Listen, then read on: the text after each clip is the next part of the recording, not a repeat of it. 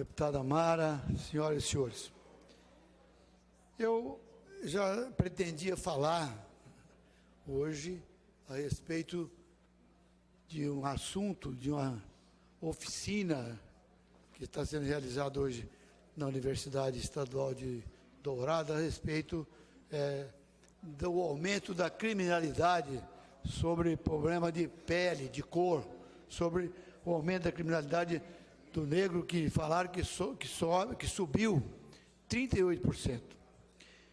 Com muita atenção eu ouvi a colocação das pessoas da Universidade Estadual que estão participando desse evento e tal, para colocar na sociedade esse índice de criminalidade a respeito do negro. E eu ouvi com muita atenção aqui o deputado João Grandão. E eu não concordo que nós, brasileiros, tenhamos alguma dívida com o negro, com o branco, com o amarelo. Não concordo. Se existe alguma dívida com o negro, nós temos que conversar com Portugal, que foi quem descobriu o Brasil e quem trouxe para cá os navios negreiros e que fez a escravidão aqui no Brasil, que foi proclamada pela nossa princesa Isabel. Então, quando se fala em discriminação, quando se fala em cor, nós temos que falar no índice de criminalidade no Brasil de pessoas, independentemente de cor. Quanto que aumentou a criminalidade no Brasil nos últimos anos? Quantas pessoas morrem assassinadas por dia no Brasil?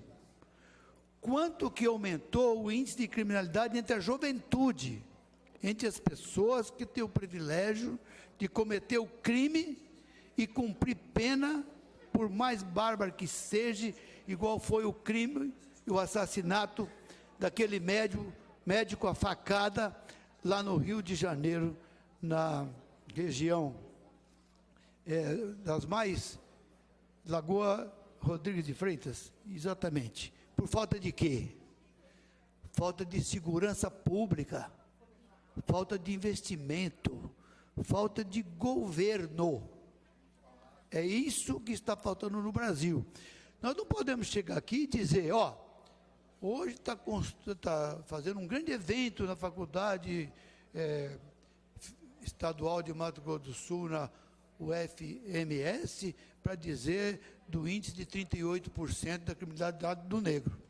Nós teríamos que vir aqui e dizer isso que eu estou dizendo, do índice de criminalidade no Brasil de pessoas, independentemente de cor, de raça. Então, eu acho que quando você fala isso, aumentou a criminalidade sobre o negro, mas se você pegar o índice também de nascimento, deve ter aumentado o nascimento. Então, baseado nas pessoas, aumentou o crime dentro das reservas indígenas, aumentou. Pega na Secretaria de Segurança Pública, pega lá na Secretaria de Segurança Pública, aumentou o índice de criminalidade na reserva indígena. Mas quem são os assassinos? Quem mata os índios? São os índios. Não é o branco que está matando o índio. Quem está matando o índio é o índio contra o índio. É a falta de vida boa? Pode ser. É a falta de terra? Pode ser. É a falta de uma política decente da FUNAI para com os índios? Pode ser. Agora, o que não pode é chegar... o índice de criminalidade em Mato Grosso do Sul na ONU é a maior do Brasil. O índice de criminalidade, de assassinato e de morte dos índios, é mesmo. Mas quem que estão assassinando? Os índios. Eles que matam eles mesmos. Talvez por esses motivos, por uma política decente, uma política de introduzir o índio aculturado como um cidadão de fato e de direito, e não ele ser tutelado e ele querer ter direito, certo? Para usufruir do direito, para fazer o que andam fazendo aqui no nosso estado, invadindo propriedade privada, incentivada, por A, por B ou por C. Eu vi ontem no Jornal da Noite, os índios dançando em frente de um supermercado em Miranda, com a propriedade invadida lá. Eu não sei se foi os irmãos que diz que é dono do supermercado, que atirou no índio, está aqui na Santa Casa e, graças a Deus, está bem de saúde, não vai falecer. Eu ouvi uma declaração da mãe. Agora, dizer que a terra é dos índios, pode até ter sido, como é todo o Brasil, depois que descobriram o Brasil, que aqui existiam os índios, mas que a propriedade de Miranda tem dono há mais de 40 anos e não tinha índio há mais de 40 anos, é verdade. Agora, só quem não enxerga isso é o judiciário, para pacificar uma coisa que está escrita na Constituição Federal. Toda a terra que o índio esteja presente tem que demarcar. Tem 5 anos para demarcar, não demarcaram. Aí inventaram um decreto para ficar pegando pelo em ovo e dizer, não, tem que ver que forma que foi, se tirou, se não tirou. Mas não tem constitucionalidade, porque está pacificado no Supremo Tribunal Federal, de que toda a terra que o índio estava presente. Agora, aqui ele esteve, aí tem que mudar a Constituição e tem que voltar e dizer o que é do branco. Separa o que é do índio e o que sobra para o branco. Produzir, trabalhar em paz e ajudar na carga tributária mais absurda do planeta a sustentar os índios, que é o que acontece no Brasil. Então, eu deixo aqui a minha opinião e dizer ao deputado que preside a casa, deputado João, certo? Que ai do Brasil se tivesse todos os negros do perfil de muitos que existem, João, certo? Muito que existe. E um exemplo no nosso Brasil é o nosso rei da bola, certo? Que é um homem que tem acesso em qualquer lugar do mundo, certo? Independentemente dele ser negro ou não, certo? Então, eu acho que quando você coloca, acontece a criminalidade mais com o negro, tem que ver o percentual de crime brasileiro no Brasil, de pessoas, porque assim como o negro é pessoa, o branco é, o amarelo é, todos é, e o índice está crescendo no Brasil, matando pessoas, matando gente, independentemente de cor. Então, eu acho que nós temos que fazer uma fala um pouco clara, transparente. Nós precisamos de arrumar uma forma do Brasil investir em segurança pública, investir em uma outra tecnologia, investir em política de educação. Ontem eu vi aqui na nossa casa, os professores e o administrativo defendendo um direito que eles têm, que é a melhoria de salário e melhoria de vida. Eu concordo plenamente, mas concordo de sentar na mesa para discutir a educação, discutir salário, mas discutir também o índice de aprendizado. Um estado que investe, Mato Grosso do Sul, segundo o governo, que é um dos estados que mais investe, não pode ter um IDEB de 3,4. Tem que discutir salário, mas tem que discutir aprendizado também. Não é discutir salário e as crianças não aprender. Não é discutir salário, e eu vim aqui ontem na tribuna defender uma coisa que é uma estadualização de uma estrada que não pode transportar produto para pagar imposto, para pagar o professor. Não toquei em assunto de professor, mas está dali do microfone e fui vaiado. O deputado João Grandão falou que falaram aqui na casa que o Partido dos Trabalhadores jogou para a plateia. E eu não tenho receio de dizer que fui eu que disse, porque eu acho, é um direito que eu tenho. E ontem ele acabou de jogar para a plateia, porque ele foi no microfone, em vez dele defender o direito do trabalhador, ele foi lá dizer que alguém aqui disse que joga para a plateia. Ele acabou de mostrar para quem estava presente que ele estava jogando para a plateia. Não tinha necessidade dele dizer, mas eu afirmo aqui, jogaram para trás, jogaram ontem e vão jogar no futuro, porque basta encher a casa para fazer esse tipo de procedimento, de falar aqui um tema, 2 horas, um tema já vencido, porque o negócio da educação, o Estado, ele tem que pagar o que a finança do Estado suporta.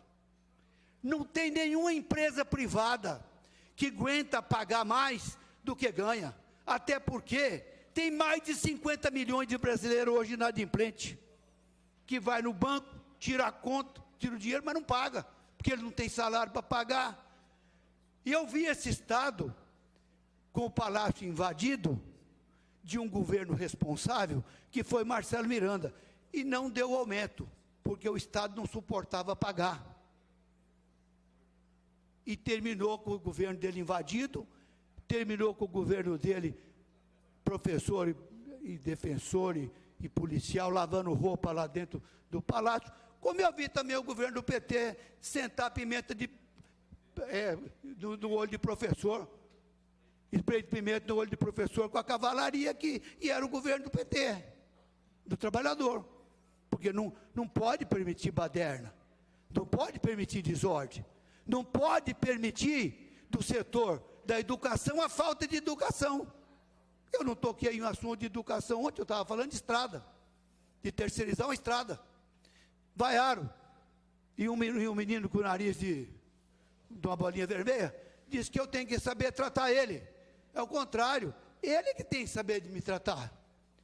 Porque eu não toquei no assunto ontem sobre isso, e tratei desse assunto. O que é que tem no Brasil hoje, quando falaram ontem de constitucionalidade? Nós temos que discutir constitucionalidade, certo e errado, o que é moral e o que é imoral. Porque aqui foi criado o Fundersul, uma taxa que eu defendi no governo do PT, porque acabou a inflação, acabou a aplicação de overnight de banco, que o governo fazia com o dinheiro do ICMS aplicava o dinheiro no banco, com juros arrumava as estradas. Acabou, tem que criar um mecanismo, porque não existe dinheiro do Estado para arrumar a estrada. Se existisse, não tinha as estradas tão calamitosas como tem algumas aqui em vídeo, que não tem como trafegar, não tem como escoar. Hoje tem uma estrada aí que tem 10 carretas atoladas. E a estrada não é estadual, ela é municipal, mas o Estado tem a obrigação de também ajudar a parceria com os municípios para fazer as estradas, até porque dos 100% que o Fundersul paga, só 25% vai para o município. E essa estrada que eu estou dizendo é no município de Campo Grande, que tem uma malha viária pequena, recebe uma quantidade de Fundersul enorme pelo seu índice, mas não conserta a rodovia para poder escoar a produção. E a estrada que eu vim ontem, e que foi dito que é inconstitucional, que eu até concordo, eu não tenho direito de obrigar o Estado a assumir um compromisso em uma estrada municipal, não tenho. Não é constitucional eu chegar para o governo e dizer, ó, o senhor tem que assumir essa estrada municipal. Mas eu tenho o poder de sugerir uma estrada impossível dos municípios dar atendimento, como é a estrada que nós estamos aqui tentando que o Estado assuma, porque se é inconstitucional, então nós temos que revogar aqui a estadualização da rodovia de Rio Brilhante à usina, no Suez, que nós viemos aqui, apresentamos um projeto, foi estadualizada, o governo do PT vetou o projeto veio para casa, nós derrubamos o veto, e o Londres Machado, como presidente da casa, sancionou a lei, e a lei. Então, temos que entrar com um projeto e revogar a estadualização da rodovia que demanda de Rio Brilhante até a usina, que é uma estrada insuportável de qualquer prefeito da manutenção. Agora, o que eu quero mostrar, que esse é o projeto de lei apresentado no dia 25 de agosto de 2009, passa a responsabilidade do governo do estado de Mato Grosso do Sul, a estrada intermunicipal que liga a rodovia 267 e a MS 382, passando pelo município de Jardim Bonito e Porto Murtim. A autoria, deputado Zé Teixeira e deputado Reinaldo Azambuja. Está aqui, projeto de lei do deputado Zé Teixeira e deputado Reinaldo Azambuja. Então, agora, o deputado Reinaldo Azambuja virou governador. É o momento de eu apresentar. Ele apresentou comigo um projeto, e ele é governador agora. Então, agora, em vez de ele vetar, ele vai ser coautor comigo, e ele vai estadualizar a estrada, já que não é competência. Mas aqui, eu tive o cuidado, expliquei isso para outro deputado que apresentou o projeto aqui de estadualização. Tem que o município autorizar, através da Câmara, autorizar o prefeito a estadualizar, porque é um patrimônio do município e ele vai passar o patrimônio para o Estado. Então está aqui o projeto de lei de Jardim, o projeto de lei de Porto Murtinho e o projeto de lei de Bonito, para estadualizar a estrada. Concede uma parte, deputado. Porque não existe condições de uma máquina sair de Porto Murtinho a 200 quilômetros da sede para ir patrulhar um trecho de uma rodovia que passa por dentro do seu município para que a população possa escoar a sua produção. Então, eu venho aqui dizer que tem coisas que está na lei, tem coisas que é constitucional, tem coisas que não é, assim como tem um monte, uma quantidade enorme de coisa inconstitucional na Constituição Federal e que nunca foi regulamentado. E a Constituição foi feita em 1988, como é o caso de demarcação de terra indígena. O que é que o governo tinha que ter feito o dia que promulgou a Constituição? 5 anos, e demarcar toda a terra que o índio estivesse dentro de 5 anos, porque foi o prazo determinado. Não é 40 anos depois, você vir aqui e ouvir mentira, igual eu ouvi esse dia na imprensa. Não, porque eu nasci aqui. Não é verdade? E eu estou lá há mais de 40 e não nasceu lá, e a pessoa não tem 40. Então está mentindo. Mas a justiça acredita o que a imprensa escreve, é fácil você deduzir. Então, deputado, vou permitir uma parte. Deputado, o senhor tem 3 minutos, o senhor permite uma parte? Está escrito aí. Ô, deputado, posso ler, está escrito? Próximo inscrito é o deputado Ângelo Guerreiro. Deputado Guerreiro, posso ler, está escrito?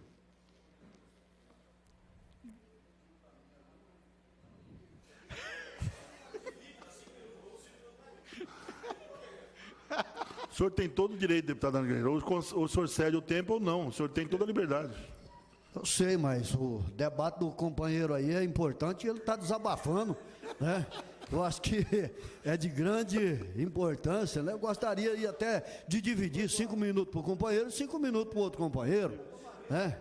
Correto? Tá, com a aquiescência da mesa, é possível. 5, deputado Zé Teixeira, o senhor tem 7 minutos. Vou Então. conceder uma parte de Vossa Excelência, deputado. Deputado Zé Teixeira, Vossa Excelência, no pronunciamento, abordou 3 assuntos, né? 3 assuntos complexos. Até poderia dizer 4, quando falou também da questão dos negros, da violência. Mas, com relação à estadualização dessa estrada, né, Vossa Excelência pode contar com o nosso apoio. Acho que é um projeto importante. Se convencer o governador Reinaldo Azambuja a assinar o projeto, né, seria importante, porque não vai ter nenhum questionamento aqui da CCJ sobre a questão da iniciativa, né, do vício de iniciativa. Mas só com relação ao comentário de Vossa Excelência sobre o movimento que aconteceu ontem, que a bancada do Partido dos Trabalhadores se manifestou, né, jogando para a plateia, etc. Só queria dizer, deputado, que nós sempre apoiamos, né, o movimento dos professores aqui no Estado, né? Sempre foi uma posição histórica nossa, não é porque a casa está cheia, a casa está vazia, mas é uma posição que a bancada sempre defendeu, né? Ontem, na reunião lá na governadoria, eu tive a oportunidade de falar com o secretário Eduardo Riedel, que uma experiência que nós tivemos no governo também, né, na época do governador Zeca do PT, nos deu uma compreensão do que é estar do outro lado da mesa, né?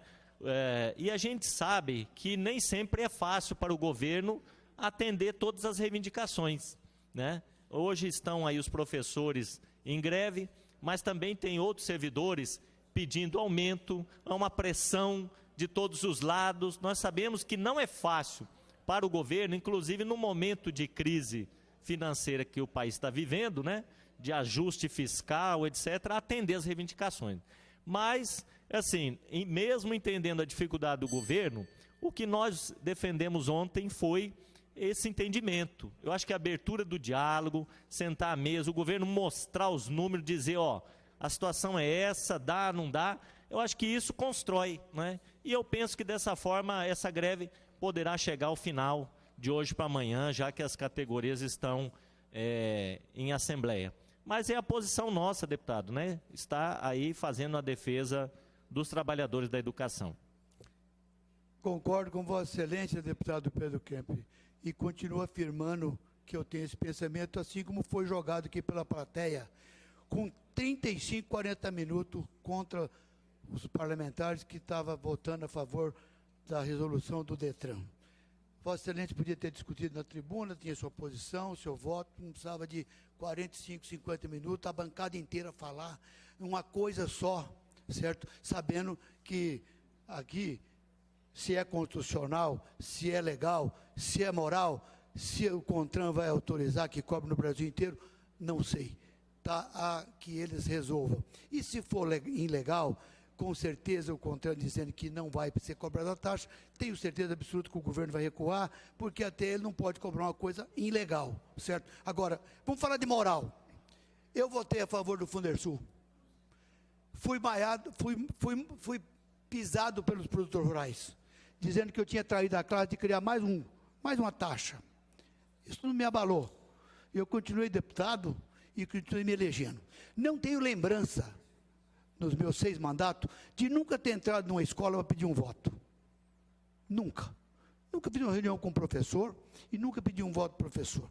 Eu acho até que o professor ele tinha que ser educador, porque está precisando de melhorar muito a educação brasileira, para entrar num índice razoável, em que as crianças da 3ª, 4ª, 5ª série sabem, porque eu tenho primário e 6 meses de admissão, e meus netos, na 8ª, eu ensinava eles.